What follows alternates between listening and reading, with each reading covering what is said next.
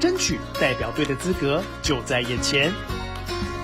你准备好了吗？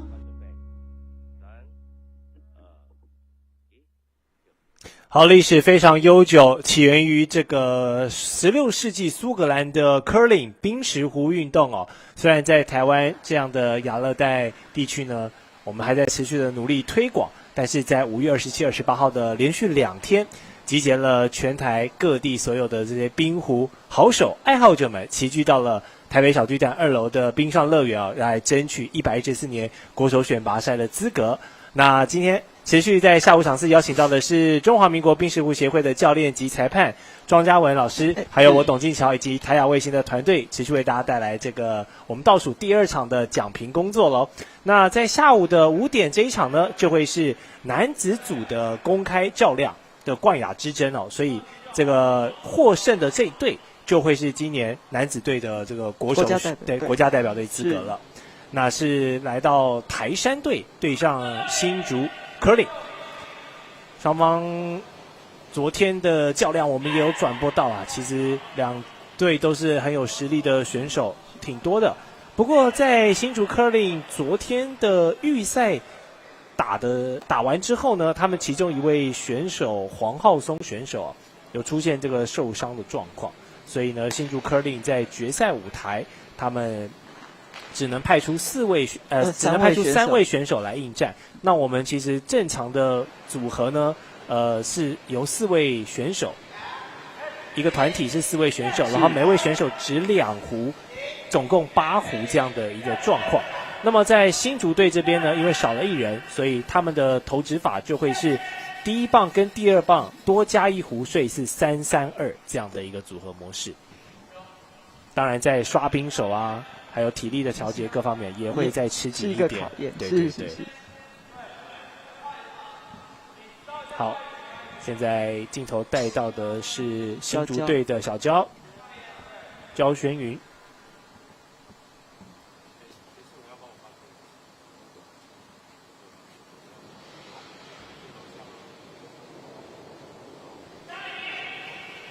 平常这个时候其实应该是会有2位刷冰手但是因为浩松这个受伤没有办法出赛，所以只有他们副队长戴玉红来担任刷冰的工作。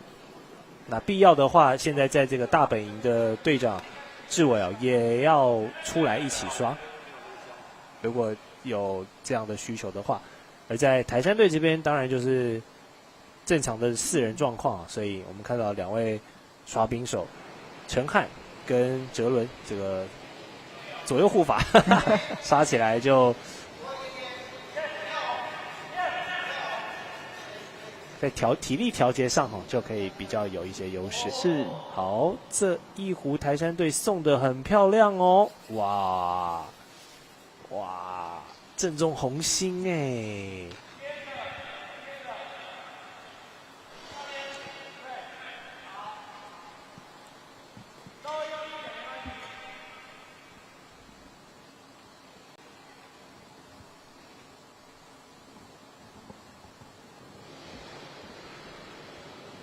本届的男子组共有3队那这样子交叉比下来，新竹 curling 跟台山队的成绩是较占优的。那唯一淘汰的就是石虎小神童，这组也都是由这个加拿大的华侨选手组成的。这次也是为了参加这个国手选拔赛特别飞回来台湾，对。比较可惜，在单循环之后呢，他们没有办法取得门票，所以这个最后的冠军之争就是台山跟新竹来争。不过这边补充一下，其实三个男子队其实胜负都是没错一胜一败，都是一胜一败。对，那3队都是1胜1败之后，他们就是要先比像刚刚我们赛前看到的 LSD 的一个总成绩，那总成绩比较好的是台山跟新竹，对，所以是这2家，是这2队晋级。有时候这种单循环会有一个互咬的状况，就是在比一些像足球或篮球会有一个这个得失分的一个状况。是，哦，小娇刷地的动作还蛮特别的哈，非常的频率比较高。对，他的那个步伐是有点这种小碎步，对，小碎步对的模式。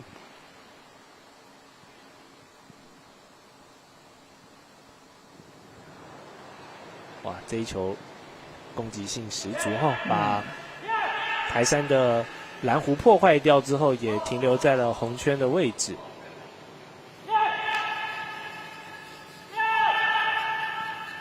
好，哇，又来一颗，这边努力刷，看可不可以把它送远一点。好，保留在后方。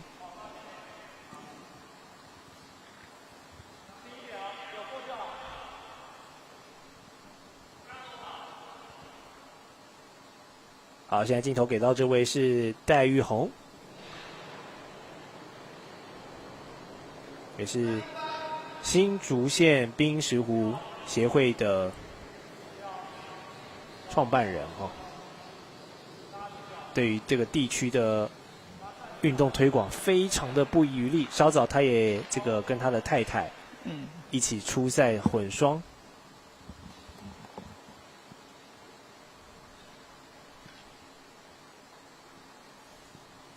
那两位双方的选手，从上个礼拜的红道杯2天，再加昨天的选拔赛的我们的第一天赛前，一直到现在啊，其实已经是最后的时刻了，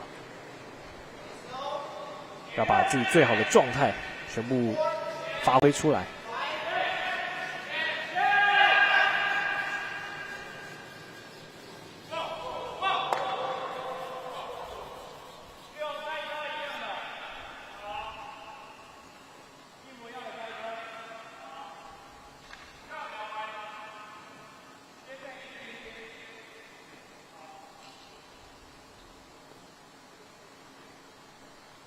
那台山队他们其实主要的这个成员哦，来自四面八方。那当然是由林挺立对教练，也算是早期这个冰壶推广很重要的一名推手哦。然后接触到这项运动之后，努力的在寻找更多的同好加入，然后在这么多年的推广下来哦，现在从事 curling 的人数也增加了。那他们主要的活动是，他们主要的据点大概是在土城，对，土城运动中心的这个冰上设施哈，这是比较台山队的据点。而新竹 curling 这边，他们因为新竹目前还没有这个比较对，还没有冰宫可以使用，所以他们都会到桃园去做练习，所以他们的主要训练场所在桃园。哇哦，又进来了2颗。目前在大本营的话，外围3颗蓝色，然后比较靠近里面是2颗绿色。而且双方都还有2壶，所以都还有变数哇！算是第1回合第1轮哦，打得蛮互咬，对，互咬蛮紧的哈。而且我们看壶的位置都落点在左半部。好，陈志伟是新竹队今年挂队长，以往都是戴玉红挂队长，对。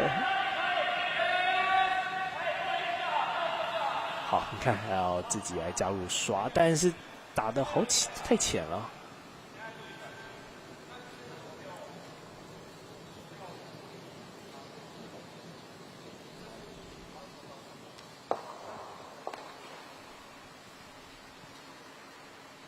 好，最后的2壶会由队长来执哈，比较关键的2壶。那在台山队这边，当然就是这个台山队的创办人林挺立。挺立教练，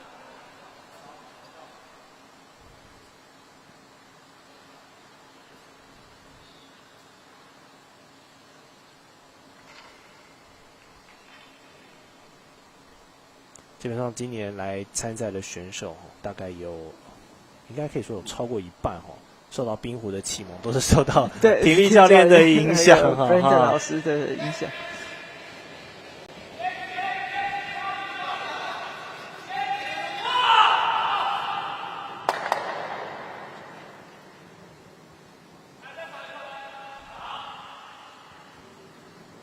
好，因为刚才那一颗是撞到外围线再弹回到，所以就不算哦。所以刚才台山队的这一颗，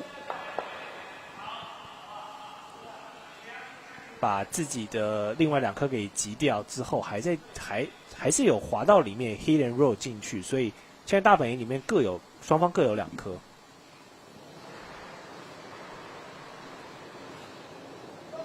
好，志伟关键的一壶哦，前一壶力道不够，没有进入到有效区。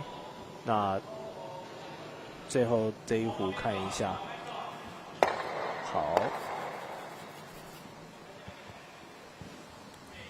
这样子是把自己里面的1颗给顶出去了。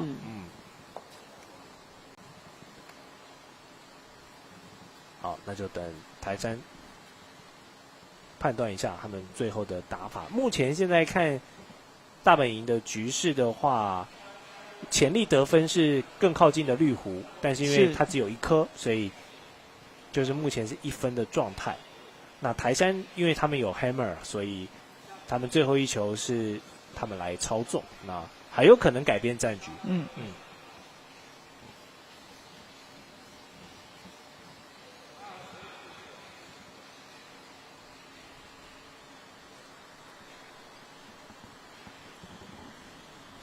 其实2025年算是冰上运动的大年哦。稍早在2月份的时候，在中国的哈尔滨才举办完亚洲冬季运动会。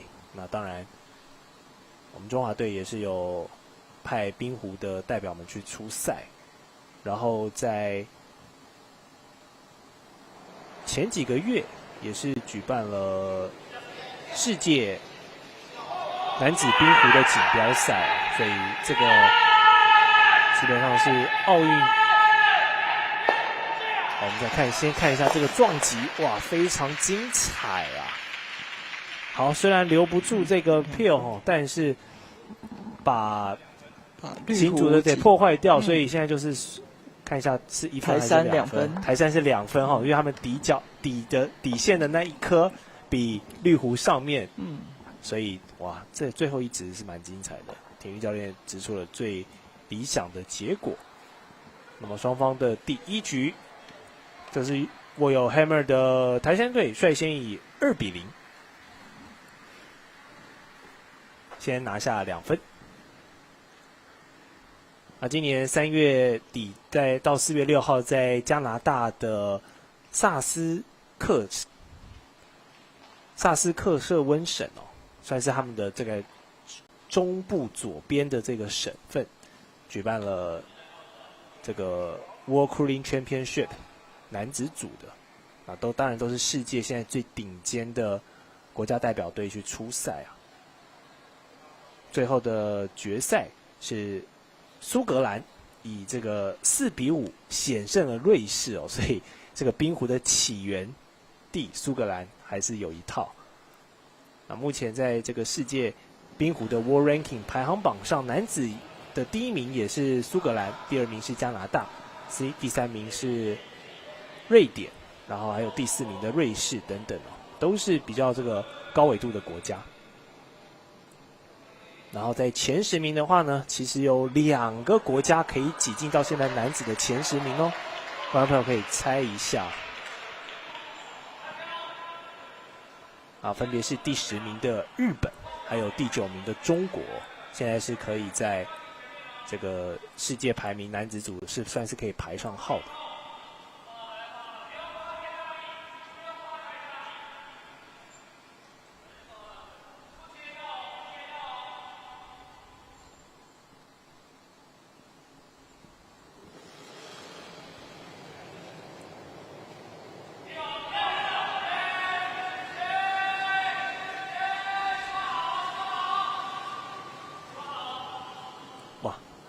强力的撞击，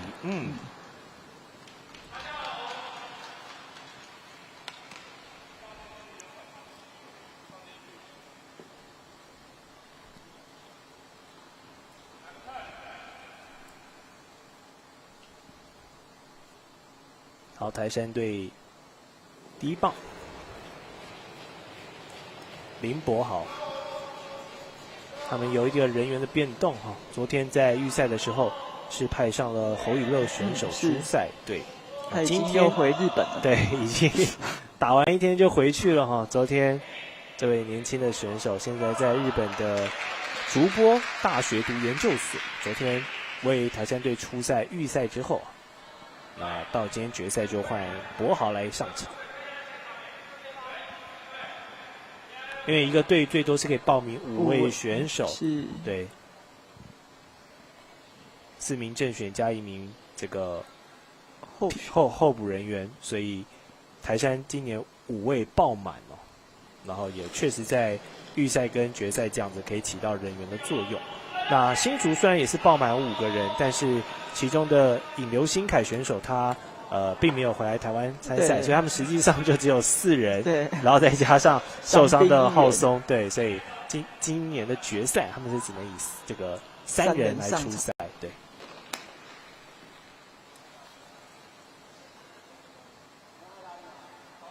但虽然少1个人，但这个只要平均的分配弧来讲，还是有得打的哈。当然，对对对，不会像一些运动，比如说像足球被吃了1张红牌。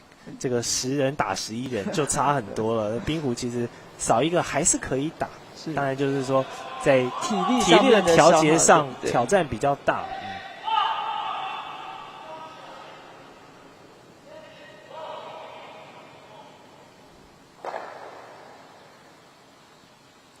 好，哇，还留在里面，这样把蓝色壶藏了1颗在很后面，这样还是算在大本营的哦。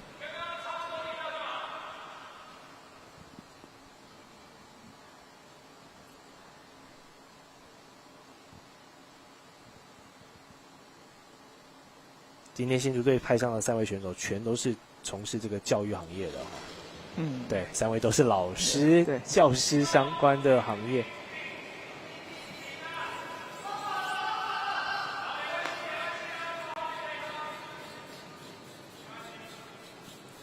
哇，把这一颗底角给破坏掉了耶！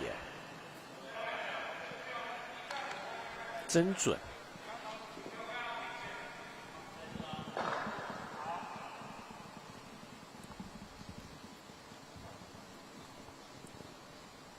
台山队第2棒林承翰，现在是一个上班族，然后在从事冰石湖运动之前他也是打这个冰上曲棍球的，对。然后也在这个土城的冰宫有过相关的工作经验，所以他的生活都离不开冰。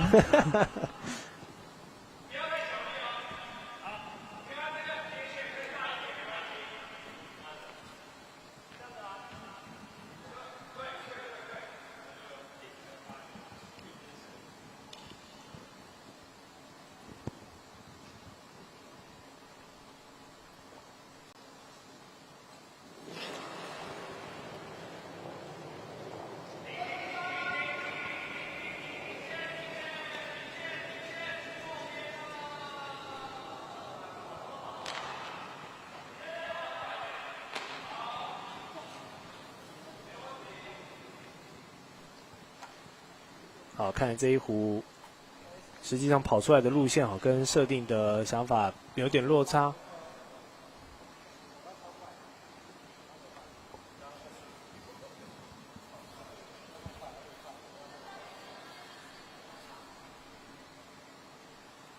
现在大本营有2壶，蓝绿各1壶，距离上是蓝壶再近一些。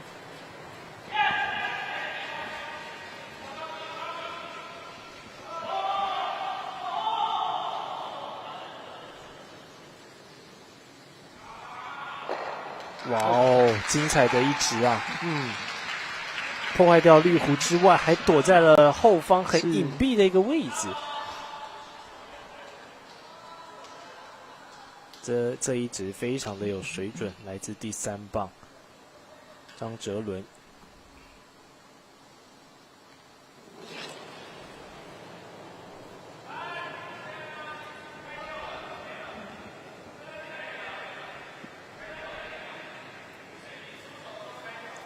哇，又是一个偏左的穿越球。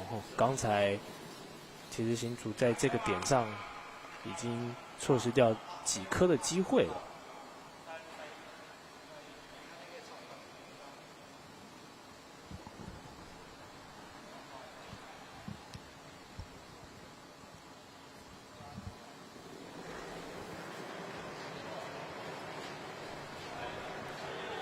台山队本届最忙的选手之一也是张哲仁，对，他不止出赛这个男团之外，他也跟他的妹妹佳琪搭档出赛混双，所以相对来说是比较忙。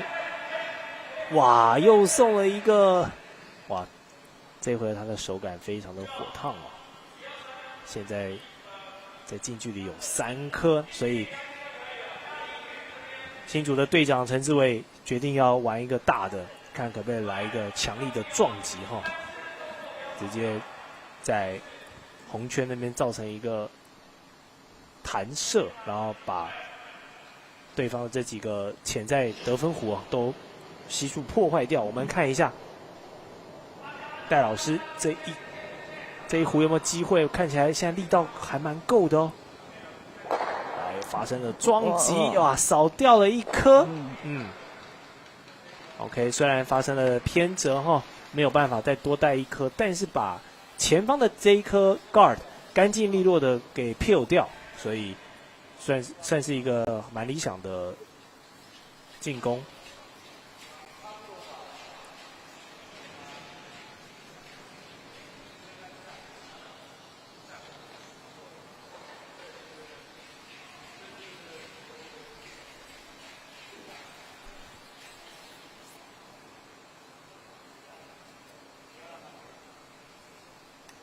好，领先的台山队最后2颗由队长田力教练来执行，他也是刚亲自在大本营跟他的副队长确认完位置之后，自己再来投掷一下。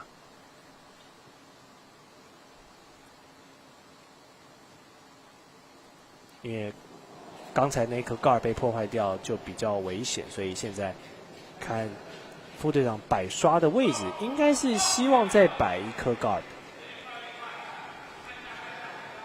哇，位置非常的精准啊，就落在想要的位置，但速度进来的有一点快。哇哦，发生碰撞之后，轻微的碰撞之后被带了出去。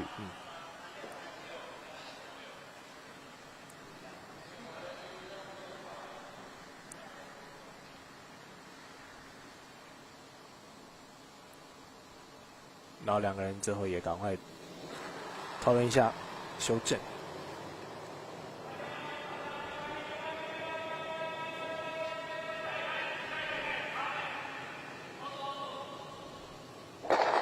哇，这是一个double take out 之外还把自己的弧留在里面。哇，那现在局势就变了哦。志伟这一直有水准，直接化解掉台山队2颗可能的得分弧啊。而且别忘了他们是有 hammer 权的，所以他们还有再加分的机会。那就看台山队的这最后一值怎么样。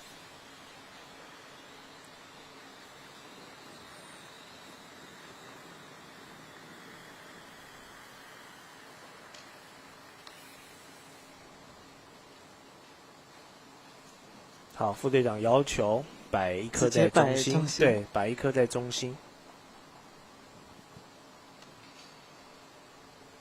这也是一个比较合理的选择因为摆到中心的话，就可以让外围的那颗绿弧无效化了。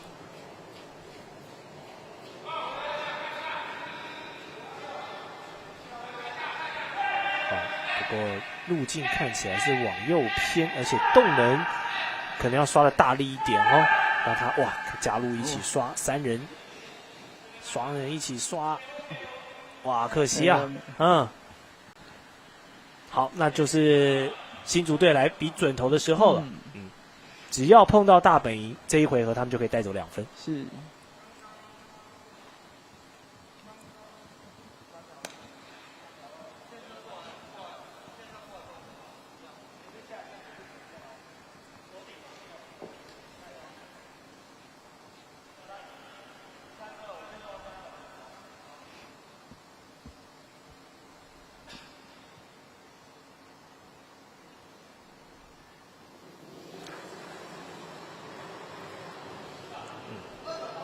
出手的 steady 感觉不错，但是速度有一点快哦，所以告知队员不要刷，尽量增加冰的摩擦力，但是滑的速度看起来还是会出去。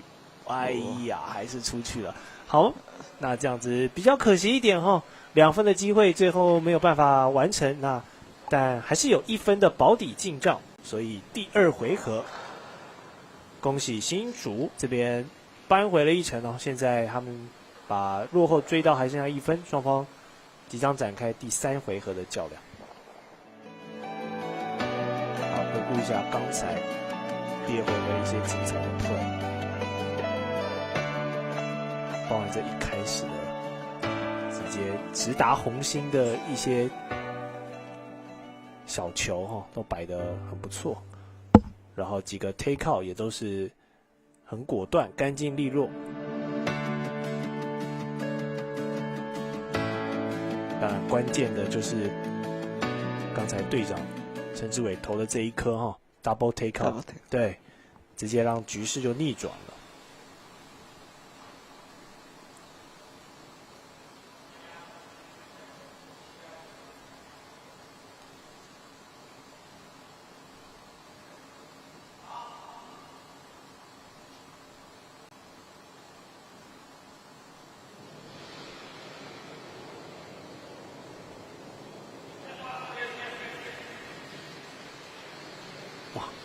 一个长刷，一个短刷哈，哇，也加入一起刷，但是感觉动能不太行啊。因为娇可能昨天的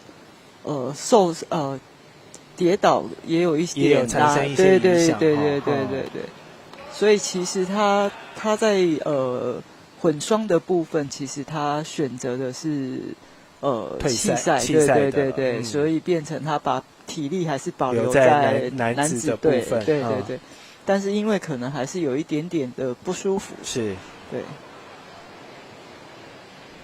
焦炫云选手在本届也是男团跟这个混双都有报哦，他在混双的部分原本是搭档陈思涵，是他们的队名叫做桃园滑冰运动世界哦，对，但就像刚刚庄老师讲的，他在昨天第1场比赛比完之后，就有一些感觉可能身体不是那么好的状态，所以为了保留实力，他在这个混双决定忍痛退赛。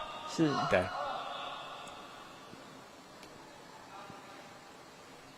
选手其实这2天让大家看冰壶运动好像很温和，慢慢的然后都是一些伸展但这是因为在冰面啊，你还是有温度啊，对啊，温度啊，拉伤或是摔到的这个可能性。对。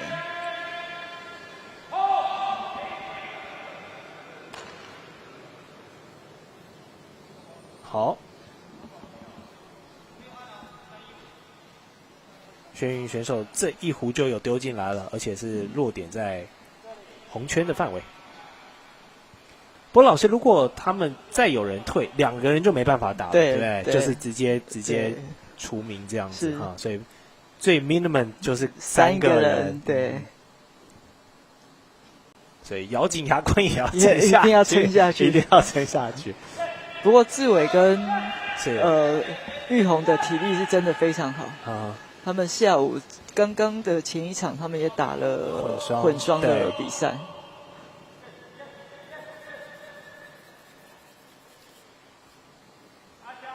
就是我们其实稍早的比赛也是有跟庄老师聊到，就是因为冰壶是一个强调带一点绅士风度的运动，所以老师有讲到，在这个国外，有时候如果你的分数差距太大了，或是怎么样的情况下，可能在西方世界的队伍落后那一队，他就会选择主动的放弃这样子。对，然后会去跟对方握手言和。对，好像就是心服口服的感觉。对。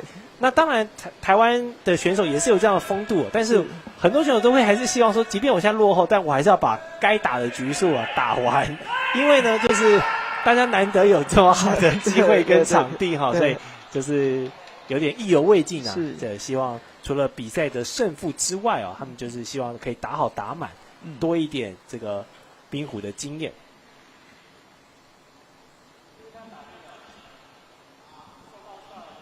毕竟这个小巨蛋的场地租起来应该也不便宜哦，要好好的善用一下。而且也不好租，他这边档期很满，对。通常要多早前来跟市府这边做协调？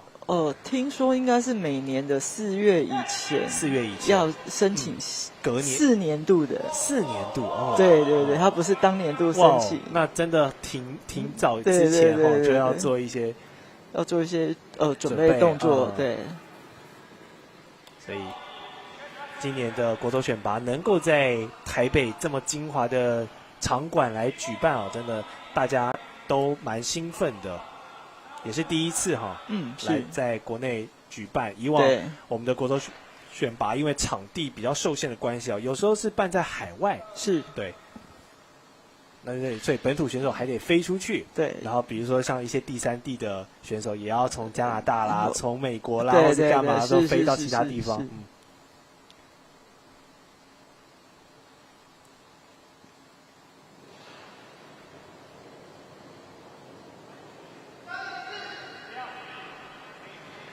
这一球送得很直啊，慢慢的带，然后应该会对自己的这个 guard 发生一个撞击，把 guard 往里面送，有哦，漂亮，靠着一个 draw race 把后方的这个原本是非得分区的防守球，现在送到得分区里面了。但是代表他的得分点的 guard 已经不见了。对，那就看对方丢不丢得到，因为现在比较靠近红圈的那个绿壶，其实在右边是有一个蓝壶，有一定角度的保护的，对。那就考验陈汉了。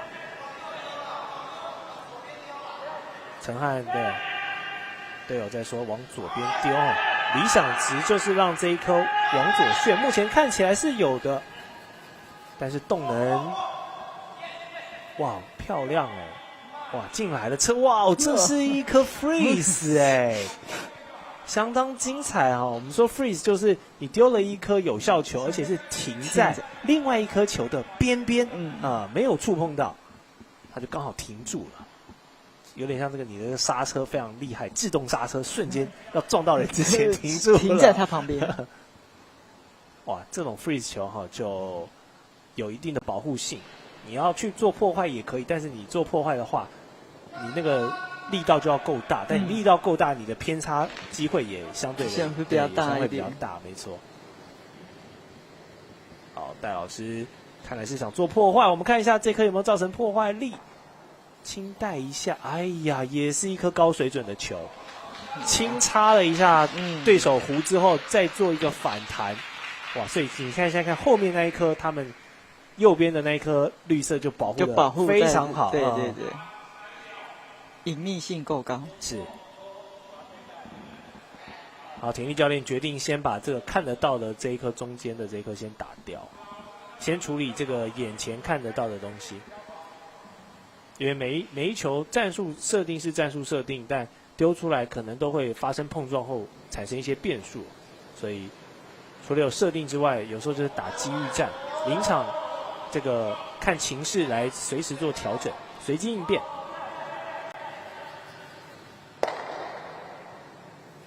这一壶再把一颗绿色撞到得分区里，哇塞！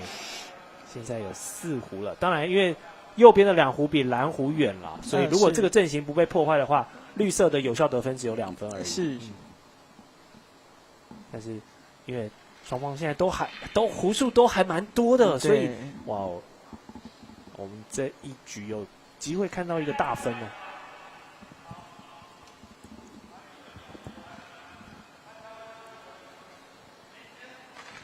哇，新竹队的底下的制服脱下来了哈，有点像这个中油的员工。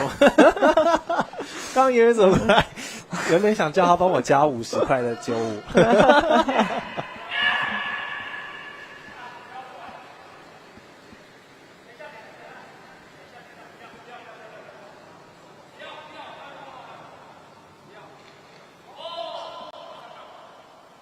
哇，轻停点水，还要 hold 住他自己。是。哇，现在这一局这个大本营还有是自由防守区都是满满的弧啊，代表这一回合大家丢弧都可以丢到有效区，浪费的弧不多，所以场上相当的热闹。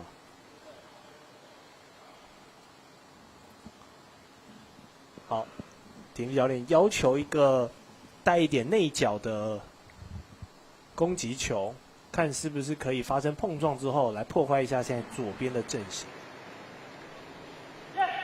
让第3棒的哲伦来执行是很有机会。他今天的手感是蛮好的。好，这一球进来，先打到自己的2颗，然后再把对方的这一颗给带出去，同时留在里面1颗。哇哦，这个应该是有沾到边，有压线。哇哦！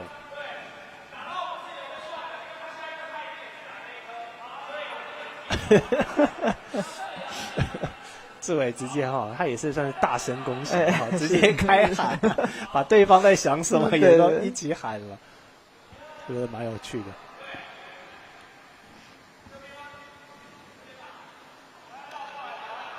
志伟平常还有打棒球他也打棒球，对，所以也是一个很爱运动的人士不知道他在学校教什么科系啊？我忘记，但好像是英文还是英文这个我真的忘记了。所以他也算是文武双全你看，又是从事这个教育工作，然后私底下也是户外运动。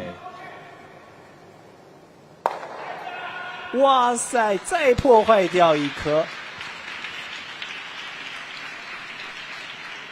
那这样子现在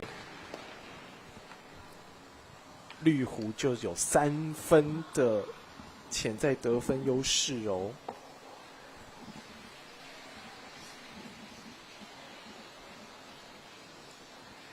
但这一局的 Hammer 是在台山队这边。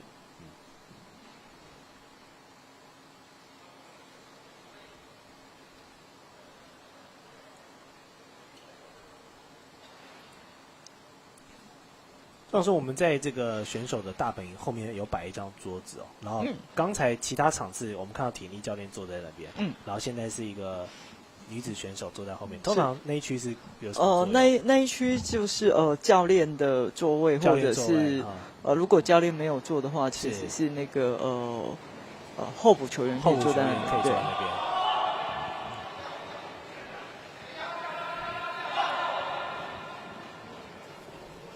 这球速度哇呀，带的有点太快，应该是要对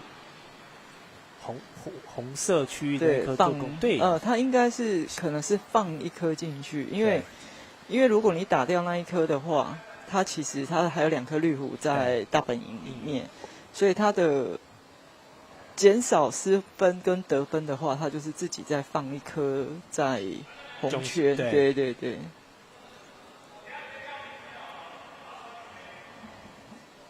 好，志伟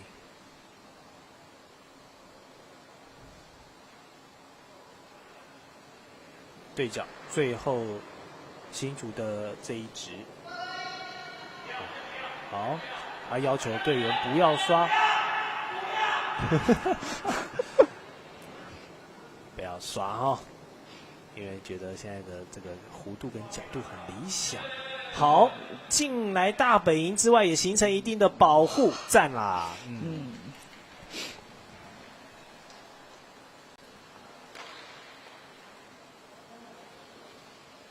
当然台山还是有一球逆转的机会，你只要丢一颗正中间，比他的其他4颗都还要近的话，那就会你就可以拿走那一分了，对。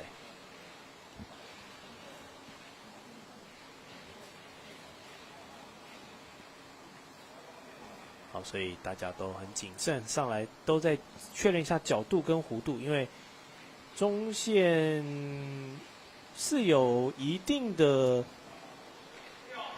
阻碍的，所以球要打到那个位置，可能要带一点左旋。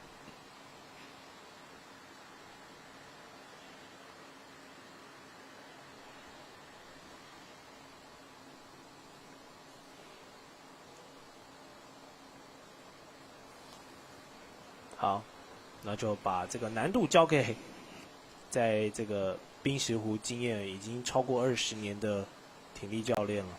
对，这一个是真的很关键。是，这个带不走的话，新竹就拿4分，哇，4分很好看，能否顶住压力？这一球现在带左一点，看起来蛮理想的。好，不过越进来弧度转的越大了，最后产生了撞击。哦，这样子是1分而已，对，也是一个很理想的化解。哎，直接把对方4变1哈，对，哇哦。那就是留在比这一颗蓝湖更靠近的绿湖只有1颗的情况下哈，虽然还是由新竹拿下了这一局，但是队长关键的一投没错，你看原本可能的失掉4分，现在化解成1分，所以算是一个非常精彩的防守。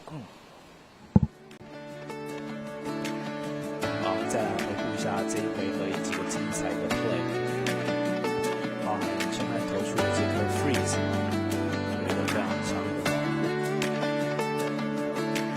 然后自己队友带了这一颗，把那2个粘在一起的打散，然后另外一颗送到左边贴着这个边边，把自己的弧都放在。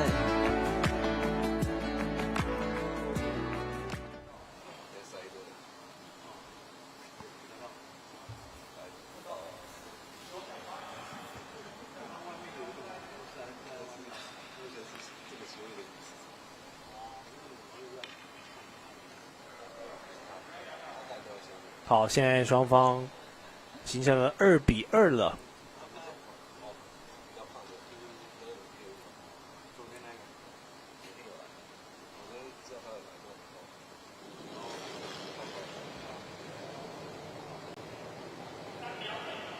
时间上来讲很充足哈，刚背后有这个战术时间的跳秒，现在可以看到都还有20多分钟。好，阿娇的第1球有送到大本营哦，而且是靠外侧的位置。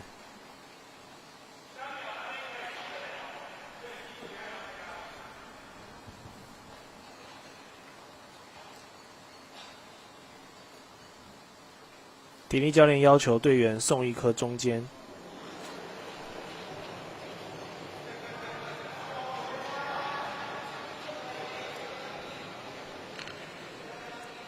博豪这个送的蛮准的，而且进来的速度也刷刷刷，停住刹车，刹住了。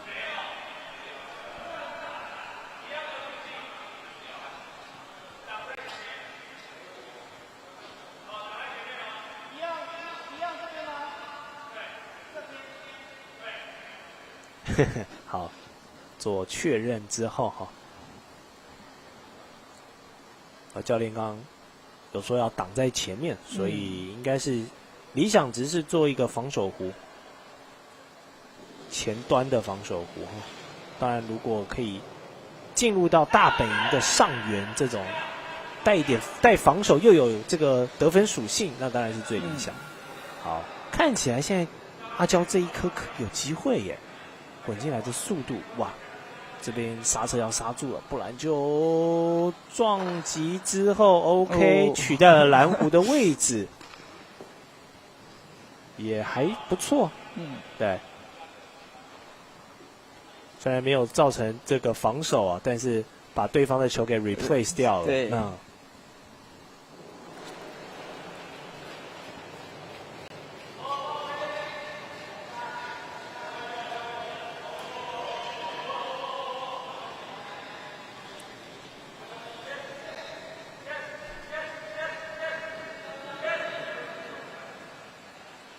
哇，好，进来了。刚才我说那个，如果阿娇可以丢出这种弧，应该就还蛮理想。对。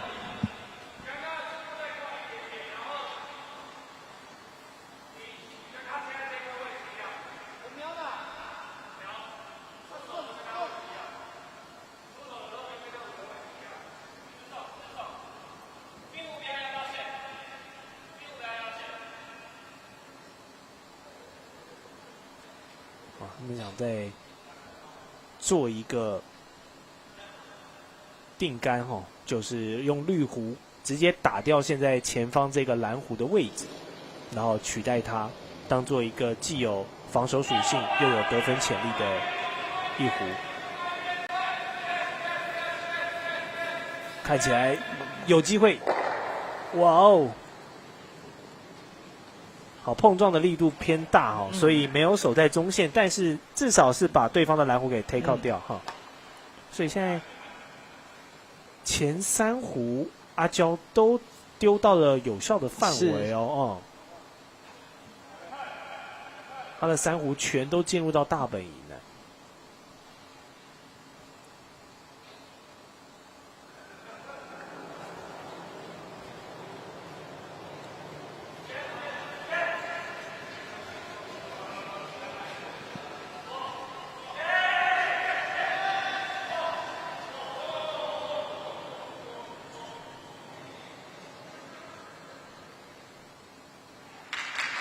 哇，相当漂亮！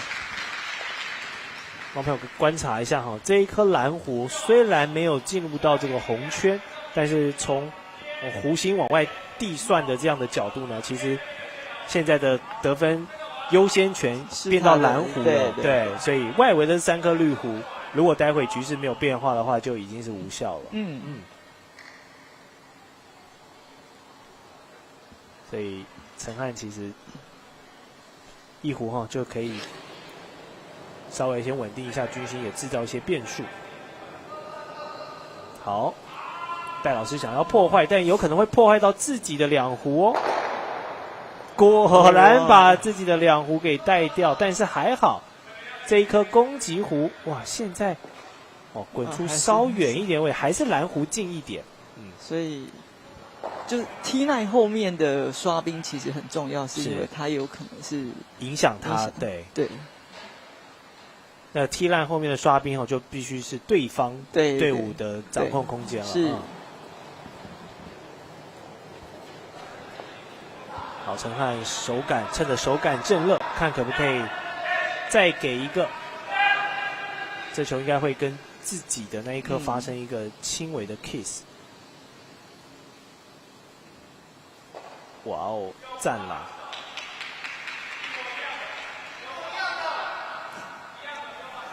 好，一样的，双方都在同样的路线上来做攻击，但是因为新竹这边前2棒可以丢3球，对，所以没错，对，可以比人家多丢1球的手感。哇！这球破坏力十足啊！这球速度非常的够，好，直接把它给打掉。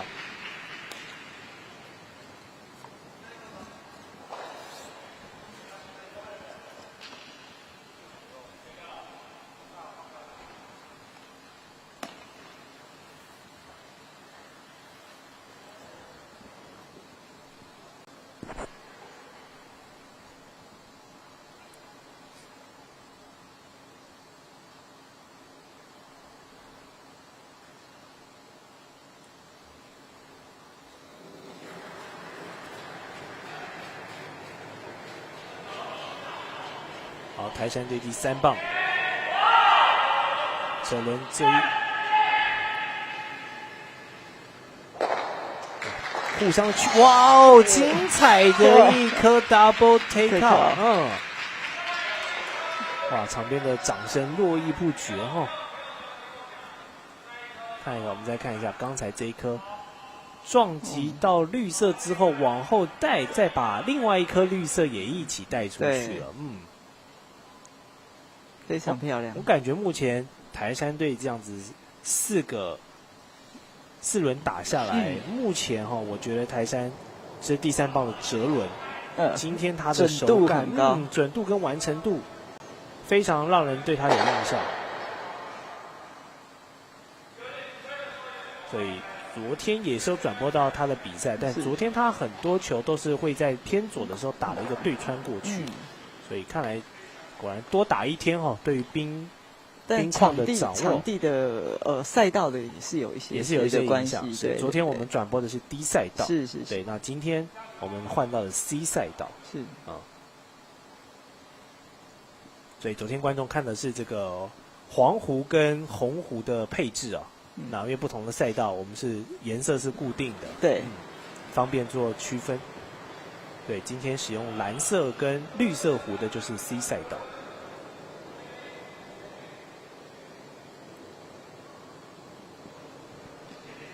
好，这球选择不刷，但速度带得快，出去了。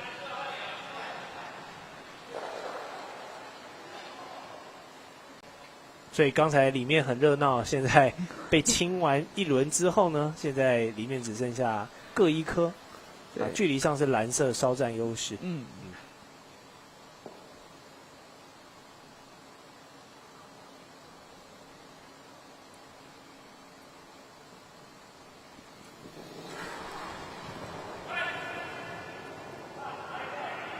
哇，这球速度好快哦，应该会直接出界了。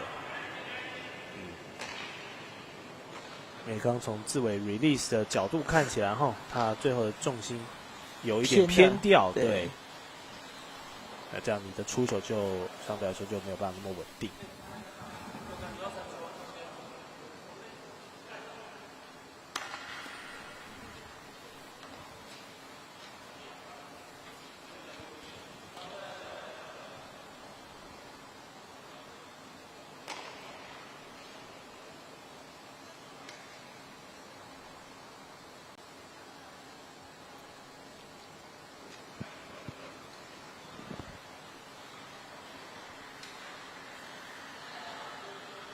哇，你看，在准备队友投出之前，申翰先帮忙刷一下，希望待会整个冰湖滑行的路径是最理想、最 smooth 的状况，在这一条路上。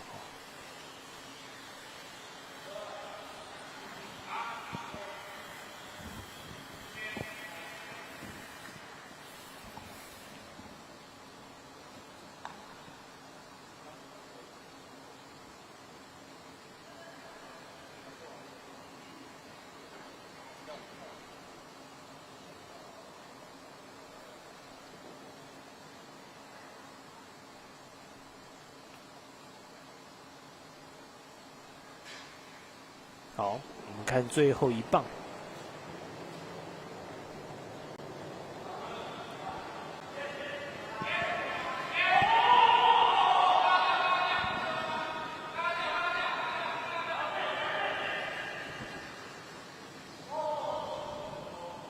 哇哦，分毫之差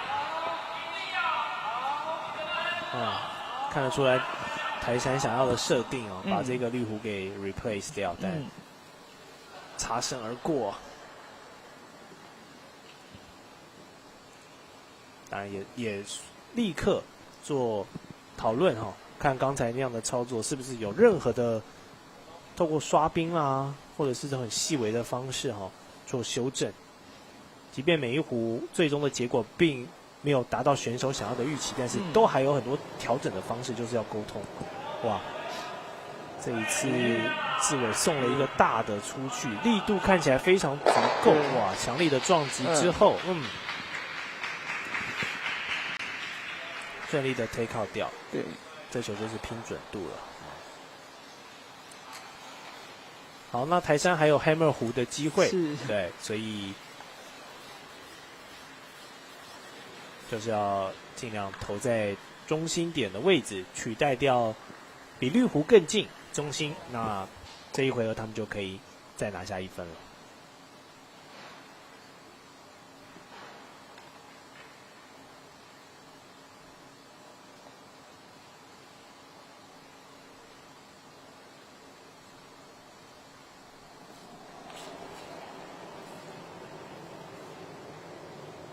台山队的教练兼队长林挺立，好，开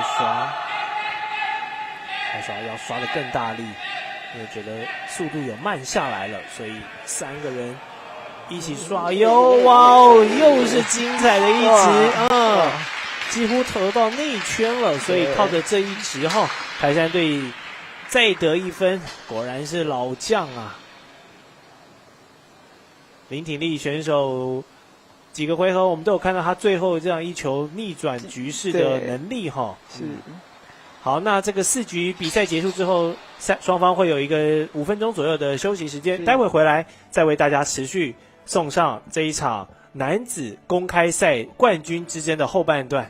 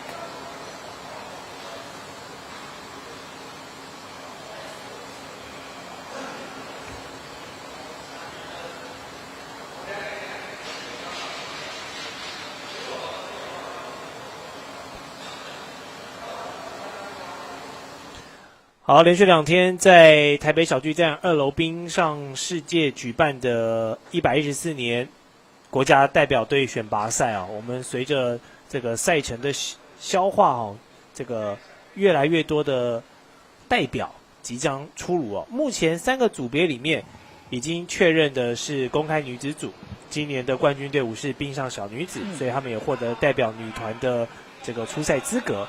而公开男子组呢，目前就是您现在画面正在看的台山队跟新竹 Cooling 2队在争夺。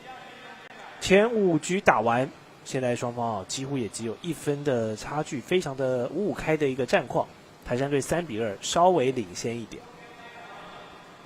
那在这场比赛结束之后，除了会产生这个今年的男子代表团队之外呢，稍后2天的压轴场次，我们会表定在8点钟，晚间的8点钟带来混双的较量。混双的组别确定也是由这个台山的混双组合来对上Chen and Lee。这个陈李组合其中的队员也就是目前正在比赛的陈志伟选手，他会搭档李明杰在出赛这个混双，所以他确定会是今天下午最忙的一个人。是，哇，这一把没有办法刷进去啊，刷到都有点没力了，但可惜哈，还是没有办法送到有效区。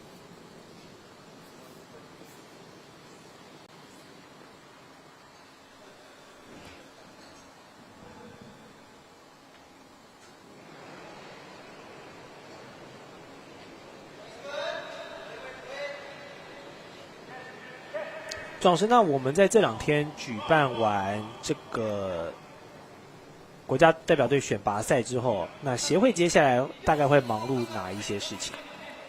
协会接下来会忙碌初阶班的一个课程方面，对，然后接下来每年固定大概就是初阶班，然后进阶班，对，接下来还有一个专业的教练训跟裁判训。教练训、裁判训，对，所以这些都是协会每一年固定的一个行程，对，所以可以从官网上面可以再看一下。是，如果观众朋友您是这个从红道杯上个周末的2场比赛，然后接着看我们礼拜2跟礼拜3的国洲选拔赛，对 curling 冰石湖这项运动产生浓厚的兴趣，也想体验一下呢，那就可以到我们中华民国冰石湖协会的官网，或者是 Facebook 脸书粉专，我们都会有相关的资讯，大家也可以透过这个初级班的体验稍微来亲身体验一下，了解这项运动的魅力。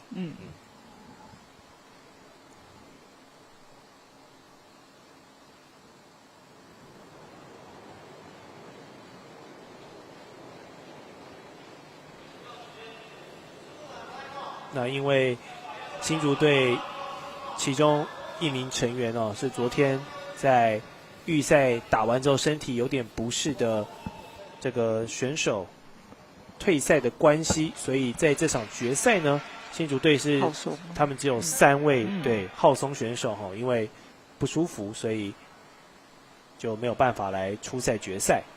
不过以这个赛制的规定一个团队只要有最少3个人，也还是可以来进行比赛的。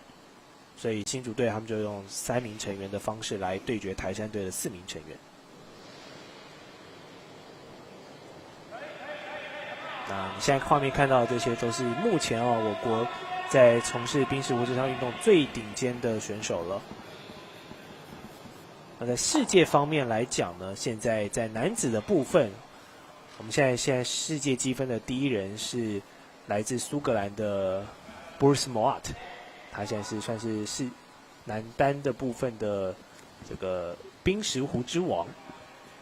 然后排名第2的是瑞士的 Yannick Schwaller， 然后第3是 Brad Jacob， 来自加拿大。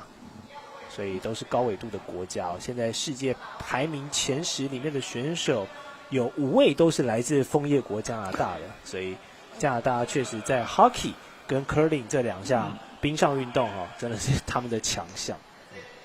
也难怪我们其实也蛮多的选手，华裔选手对都是在加拿大的，对，受到这样的文化影响。待会大家这场比赛看完哈，在8点钟，我们的台山队的混双代表 Brandon 教练跟 Amanda 教练，他们都是在加拿大。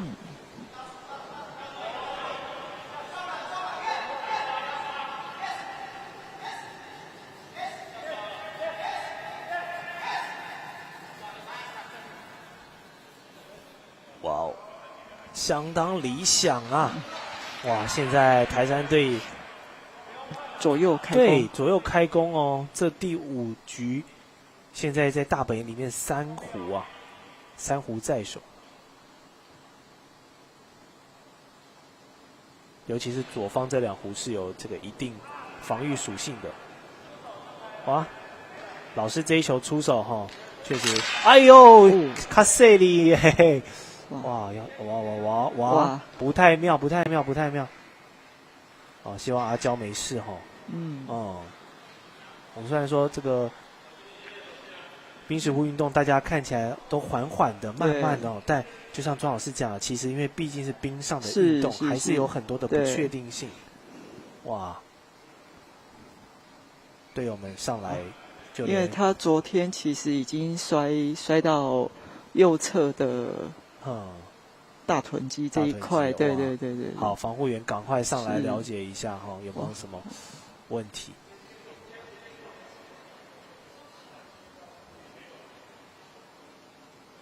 啊，可能现在还不太方便立刻起来，先继续保持这个坐着的状态。啊，好，那就先这个伤停一下哈。我们希望阿娇没事。对，因为他们。刚才才跟观众朋友报告，他们的伤兵团队里面对黄浩松选手已经昨天在预赛打完，已经有身体不适的状况才退赛，所以他们决赛已经是以最低限制的3个人出赛了。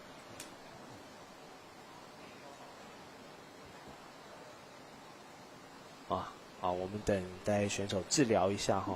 待会如果导播有拍到刚才的画面，我们再来看一下刚才。其实就是跟球的时候啦，是，对，然后再加上可能就是因为想要去，就是能再补一下让他进去，所以有可能比较急了一点点，脚步就快了一点。啊，还有一个是他鞋套滑掉了，对。哇，刚才透过那个角度哈，有看到选手的鞋子下面垫了2圈白色的，那个就是佛铁龙，对。好，看起来应该是没问题哈。对，大家场边也响起了掌声，继续为阿娇、焦轩云选手鼓励哈。因为现在呢是咬紧牙关，也必须要要撑下去了。可能就是降低他的一些跑跟刷，是，对，那就必须是。戴老师来扛起这个责任了哈戴玉红选手也是有这个男团跟混双都报了，对，不过混双的部分他已经没有办法晋级了哈。那现在阿娇有这样的状况之外，志伟待会还要比混双，也不适合太累哈，所以待会可能我们戴老师要多刷一点。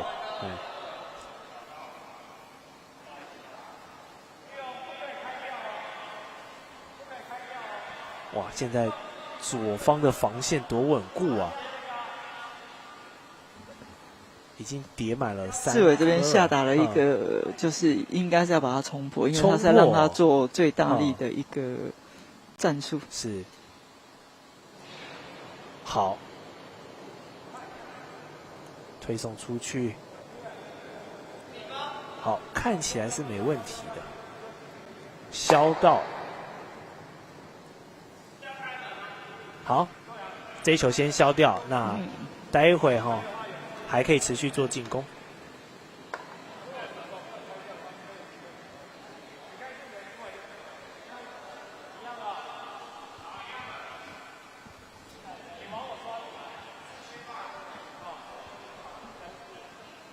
老师，我们这个冰石湖有时候受到太强烈的碰撞之后，它的外观上会产生什么样的变化？以目前来讲，如果是正常的一个赛事中的冲击，对，基本上它不太会有太大的状况。即便是选手用很强力的power play 吗？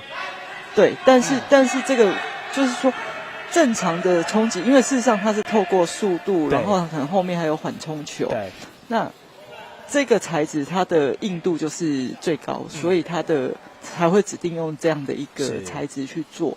但是当然我们比较怕的是说它碰到了比如说脚踏那个起踏器，然后可能它有其他的部分，然后是造成比较高度的一点点的重摔。这个部分它当然也是会因为随着你的使用的一个年限，它可能碰撞久了之后，它会有一点点裂。对，那样子的话，它就是不符合规定的部分。对。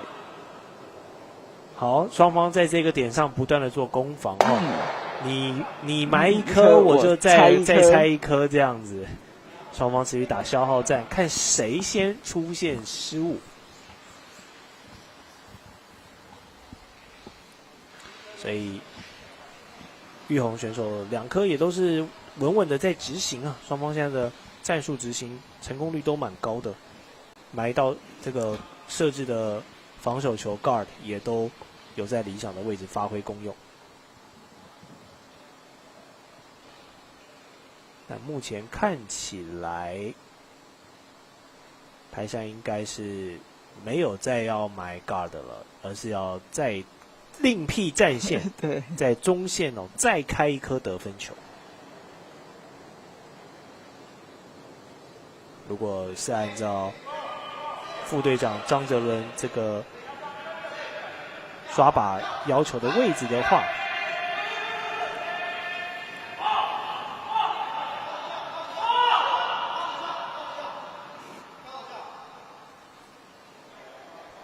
顺顺的带，结果又是一颗防守，哇，继续防守。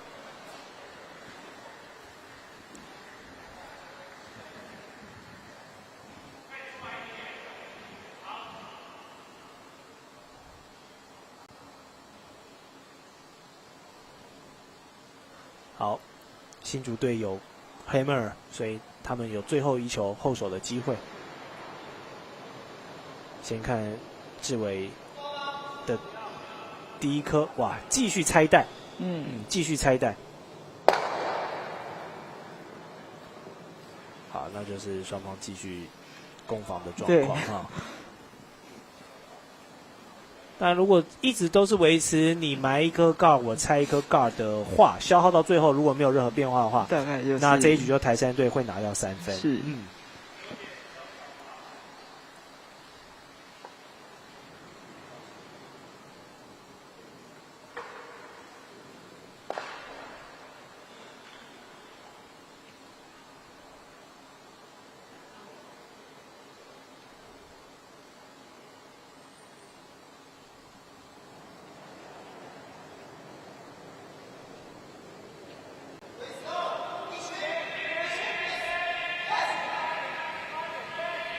哇，看起来又是一颗防守弧呢。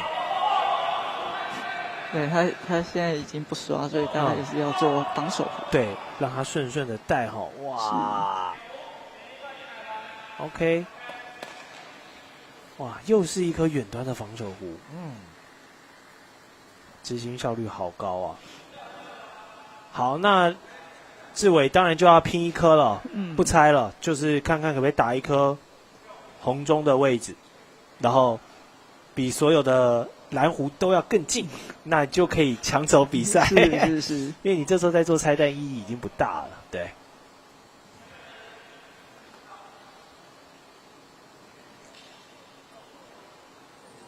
那就是赌这个准度了，而且中线的话，空间是足够的。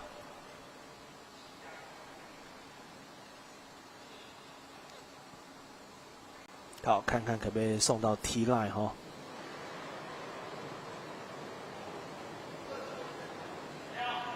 哇，速度挺快的，而且现在开始往右带刷一下，希望可以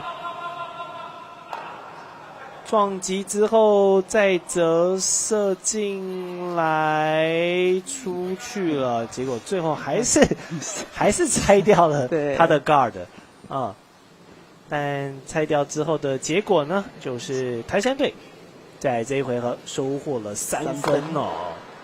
这回合双方的 focus 就是在刚才那一个防守弧的争点上，大概花了，我看双方应该花了三四颗哦，不断的在那个点上做来回。那么台山队靠着3弧在手，希望无穷，这一局拿下了3分，现在领先已经扩大到了6-2了。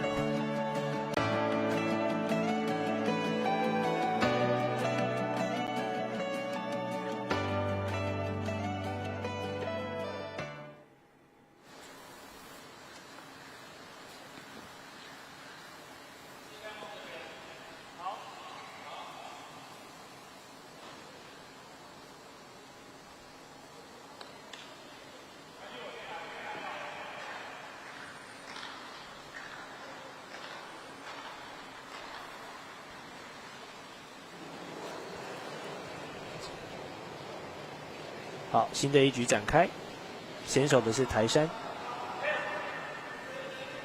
第一颗不刷，因为速度有点快，对，换志伟来上场，希望把它刷出去哈。过了 T line 之后，防守队就可以刷了，但是后面的刹车已经启动，挺漂亮的。第一球就送到了大本营，对，大本营的第2个白圈。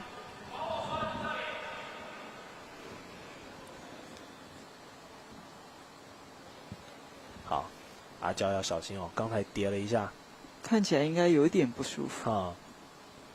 那现在已经第6局，还要再坚持一下哈，再坚持一下。你看他的平衡感哈，有一些，因为其实选手在蹲低然后送球的时候，那个其实很需要下盘肌耐力的维持哈，都会影响到你整个出手的平稳度。那刚才阿娇看起来蹲下来的时候，对，刚才有点晃，所以应该是下肢肌群啊，现在负担是比较大的。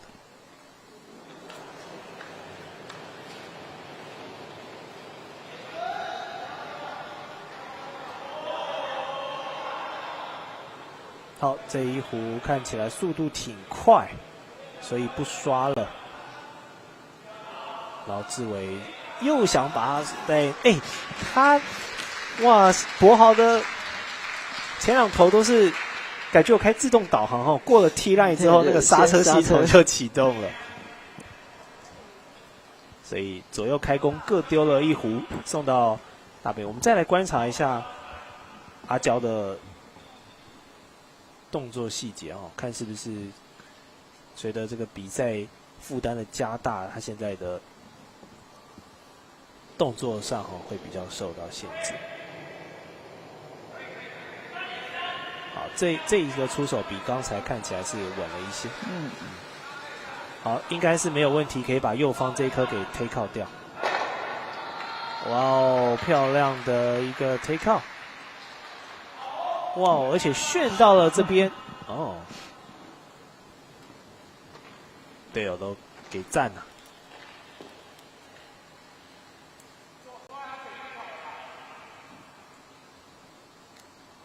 好，直接要1颗中间哈，看可不可以把2颗都破坏掉，然后好看看队长怎么下打，田力教练。好，干净利落，希望是可以把绿色给带走。那这个就要精准打击咯。看一下陈汉，哇，开始往右偏了，那速度也太快，就出去了。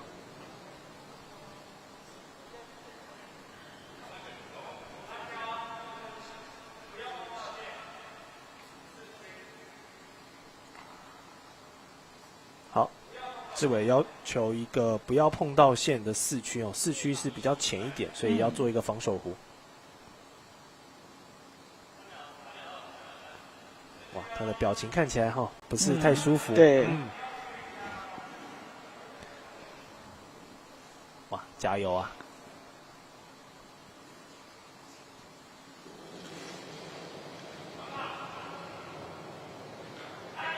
好，那速度有些快相信我，对手相信我，不要刷，真的不要刷，够了。哎呦，他的判断是 OK 的确实停留在一个很理想的位置。哇，把它保护起来，保护的非常好。你看从这个角度看，几乎就是2颗的中心，把它遮住了。是。而且只挡绿色对。当然那个要去打蓝色也有难度啊，因为你 curve 进去的角度可能还是会削到一点。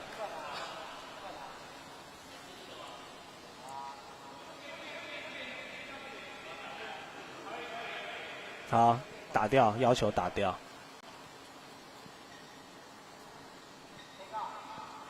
好，要求把这一颗给 take out 掉。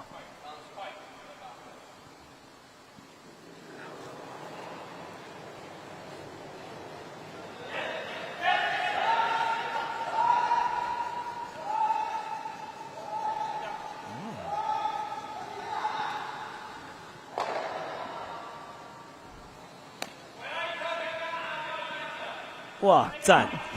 确实有完成 take out 的任务。对。而且2颗都还在界内呢。哇！但是绿色稍微比较接近 center。是。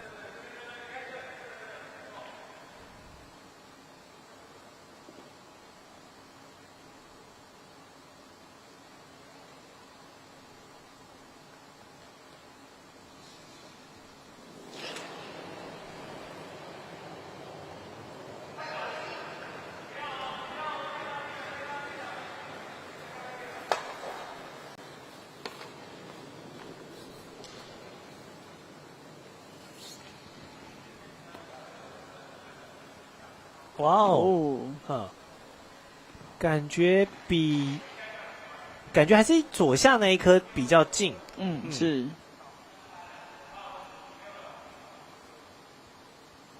好，这颗要求打掉。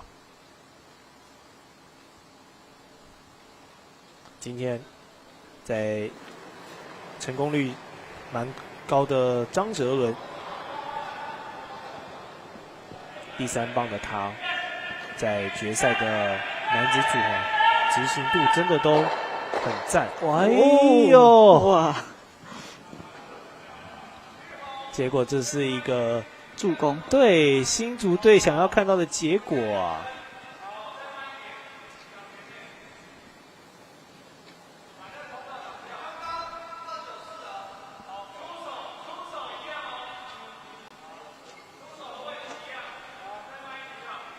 出手的位置一样再慢一点所以要帮这2颗做保护。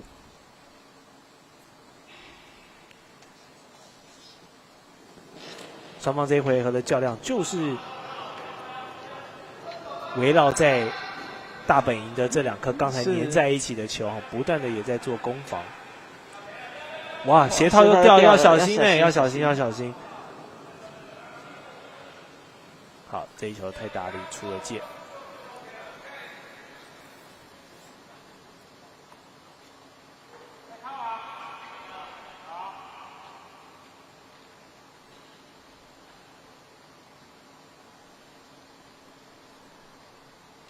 好，哲伦被队长赋予 double take out 的任务，他今天的完成率很高所以是相当有机会的。哇，最后推了一下，给了一颗大力的，所以也不太需要刷。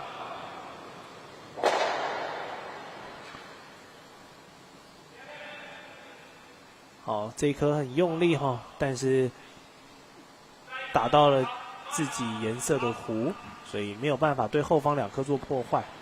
角度带的还是不够右侧，还是偏左一些。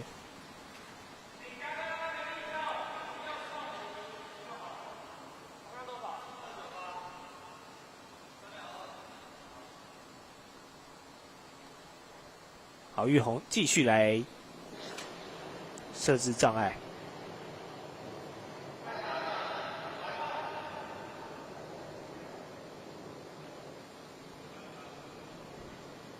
哇，这颗丢的很理想啊，非常的缓慢，停在那两前面。哇塞，这一颗的防守弧相当的有水准，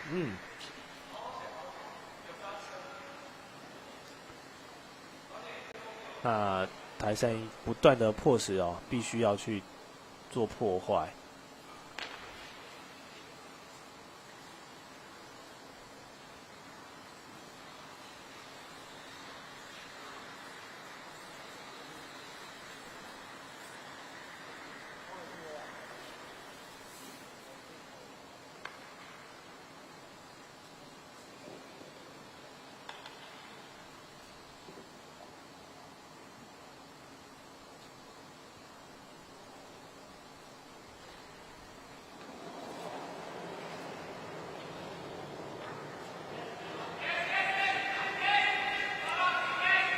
好，刷到底，要求这样子让他的速度快一点哈，看可不可以产生的撞击破坏力强大一点。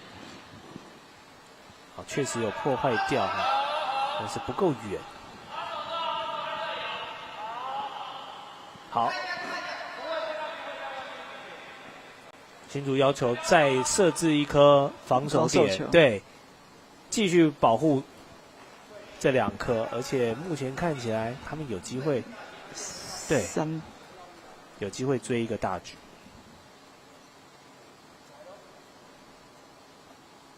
我有 hammer 哈，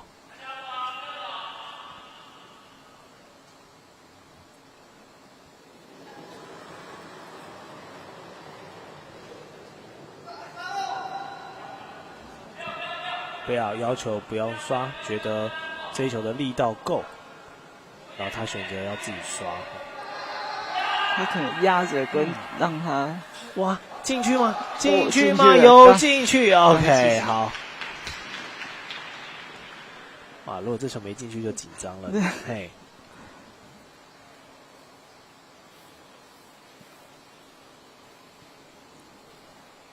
好，台山只剩下1球的机会了。现在新竹有得分威胁的弧数。确定的应该是2颗，因为右边那颗跟左边那颗蓝色的距离，这个角度可能不是这么的精准。对，我们不是那么精准，场上可能看起来比较精准，但我们先算它有好了。如果有的话，那现在新竹是握有3分的机会，所以看一下体力教练哦，可不可以让损失少一点？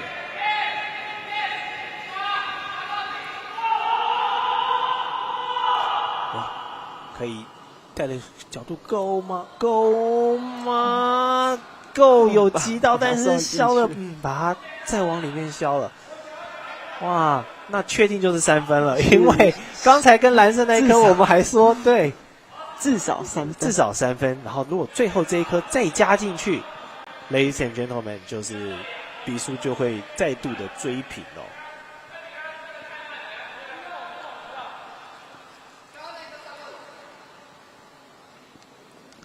好，要求1颗可以落点在田区的得分球哈，这样子绿色集团就可以形成一个4分的大局。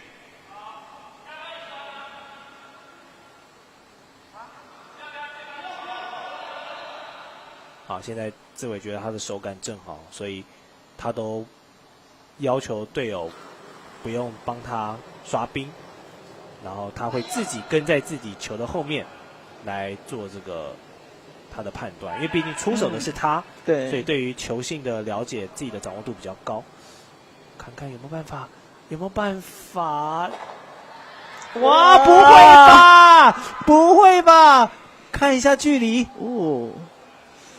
这样感觉是蓝色哎，对，哇，好伤哦！这样原本有机会形成一个4分的大局，结果葬送了自己这3颗，因为意外的把蓝圈给打得更近了，哇，那我只能说，台山队很幸运，很幸运哈，意外的被对手给救了一命哈。原本这一局他们有可能是要以0-3这个丧失掉的，结果志伟最后这一球削到的角度，这么巧就把那一颗蓝弧送到里面，所以我们就说这个冰石湖运动就是充满了这么多的变数哈，最后谁能靠近中心谁就赢，管你其他有多少。对，所以哇，一颗就行，一颗就行了。所以这一局呢，最后是由这个台山队这个惊不惊喜、意不意外的情况下哈，拿下了这个1-0的这个局数。太精彩了这一局，双方围绕刚才那个靠很近的那2颗，不断的在做 guard， 不断的在做拆弹，就这样一直攻防，然后好不容易新竹队累积到了右后方3颗的一个得分集团哦，然后当然因为落后的分数也是有4分的，所以他当然会想说利用他现在的手感，看可不可以再争取多加1分啊，结果太神奇了。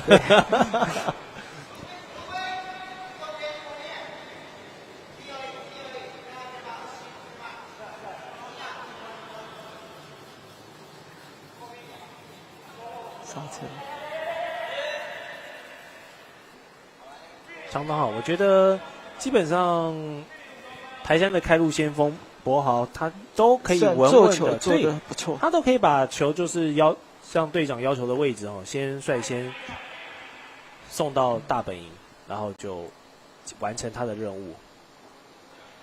因为好像台山刷兵的任务也是大部分是让陈汉来做，所以博豪好像也不太需要负担太多刷兵的任务。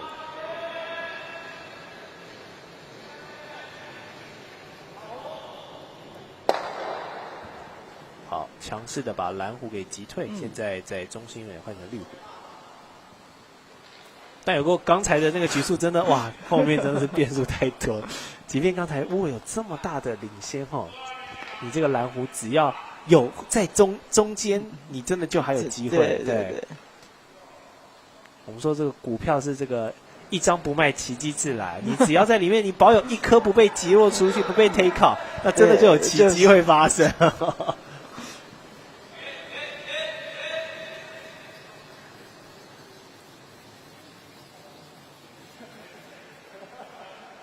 好的，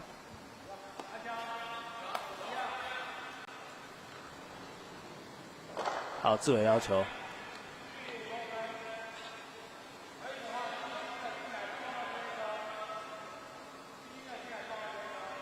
哦，他要求一个 kiss， 他要求队长要求一个，可以的话，轻轻的碰到这一颗。所以最好的理想状态就是把前面那一颗给 race 进去哈，然后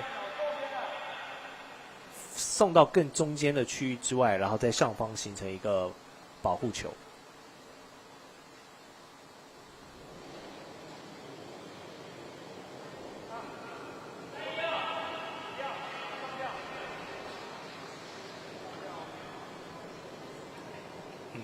不过角度偏左太多了哈，应该也看起来是停不住了。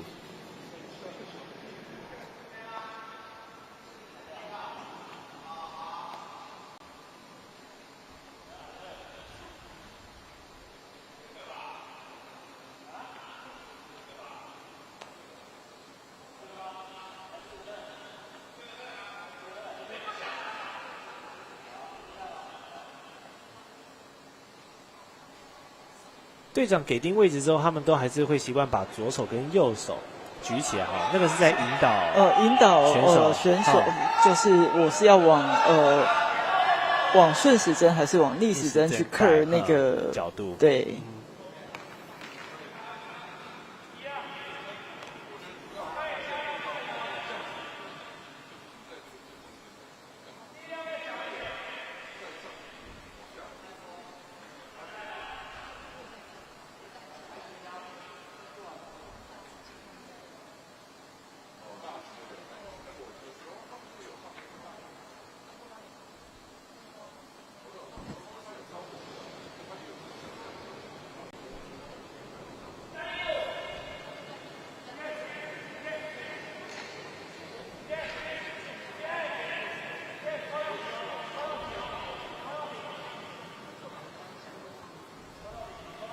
刷到底。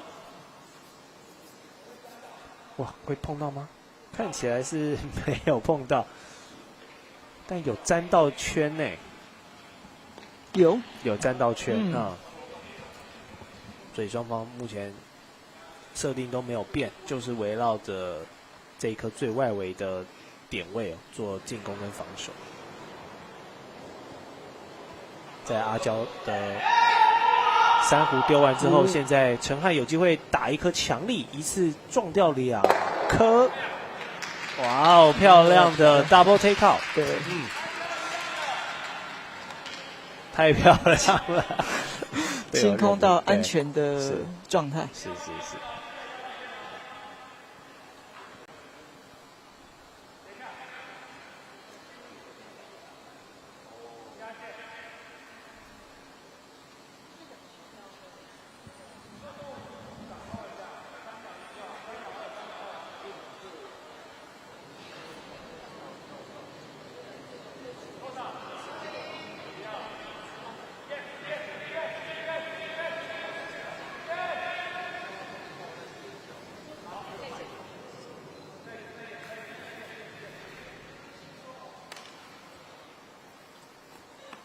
好，埋的位置比较外围一点。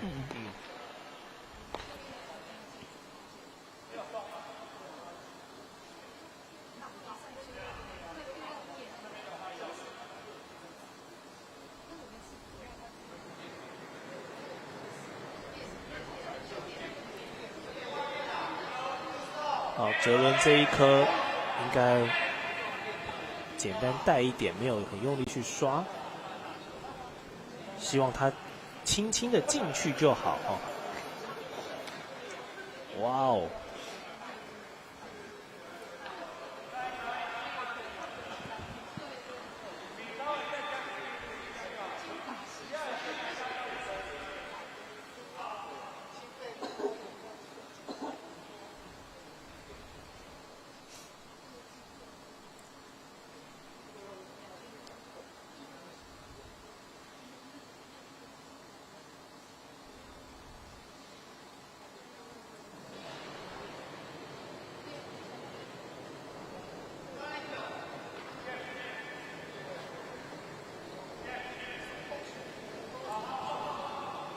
也是往左偏，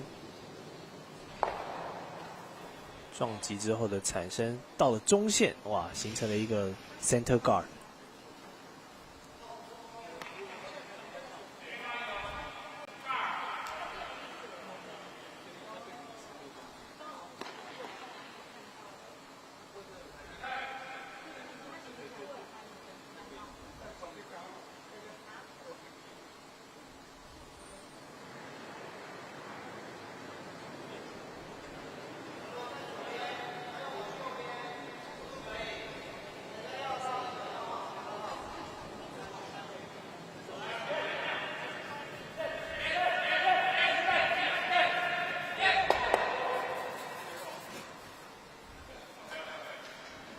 好，透过这个撞击的 promo 啊，现在大本营终于有人了，就是一颗蓝色的台山队的得分弧，现在在蓝圈的位置。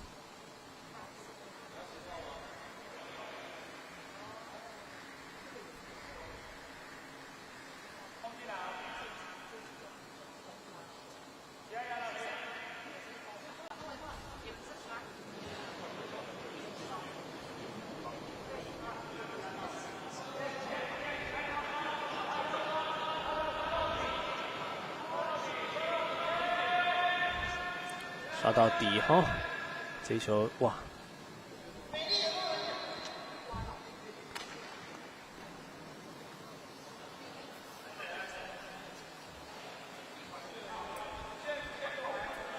啊 ，center 真的是好难打进去啊！明明有珊瑚在那边防守，然后右边的通道也不是太大，左边要 curve 那个角度进去也挺难的啊。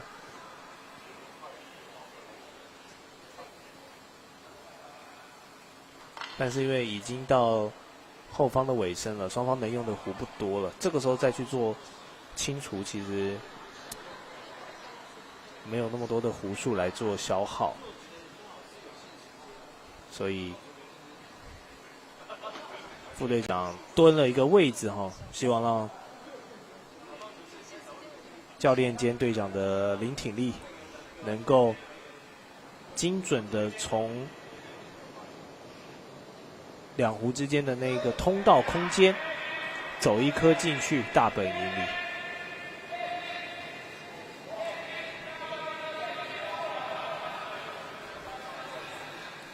但看起来进得了线，哇，进去了，哇，3连星。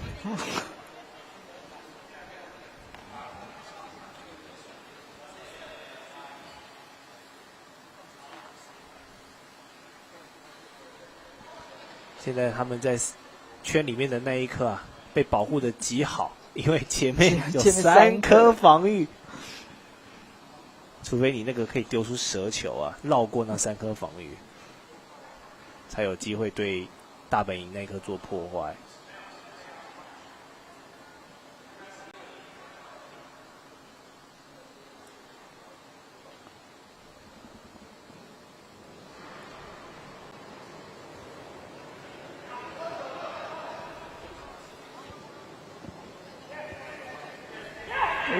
要刷，要求要刷，大力。他看，有机会。结果最后又是停在这个弧顶位置，哇，密密麻麻，大家都想要去争取那个重要的1分。1点，对。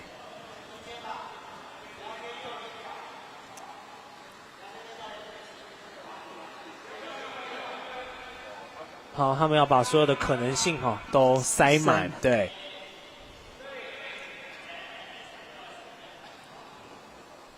因为这一颗再埋一个防守弧的话，就可以一定程度上避免最后新竹的那一颗 hammer 透过这个撞击的方式，直接把自己送进去到把大本，把靠着撞击送到一颗潜在的大本营得分球，结果可能是球路丢上瘾了，3连星再加1变4连星。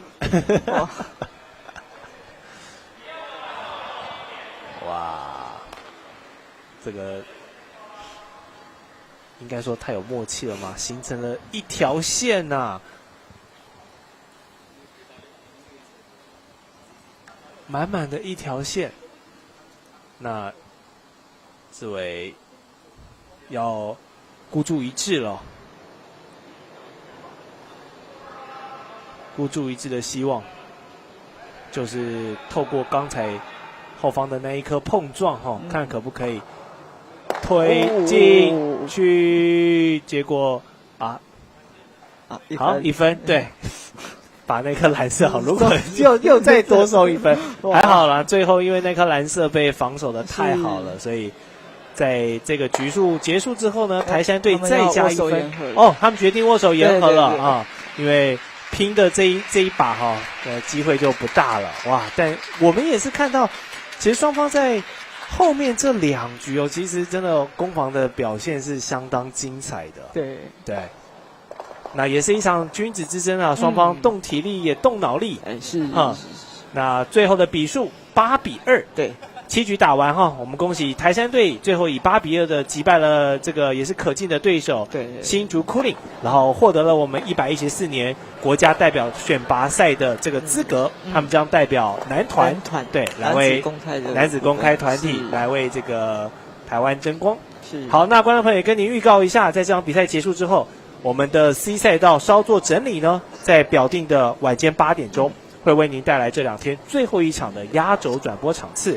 混双的组别会是由台山队的这个 Brandon 教练刘博凯搭档 Amanda 周怡轩，这个来自加拿大的组合，然后来对决的会是 Chen and Lee 陈志伟跟李明杰的搭档。那我们在稍后的8点见。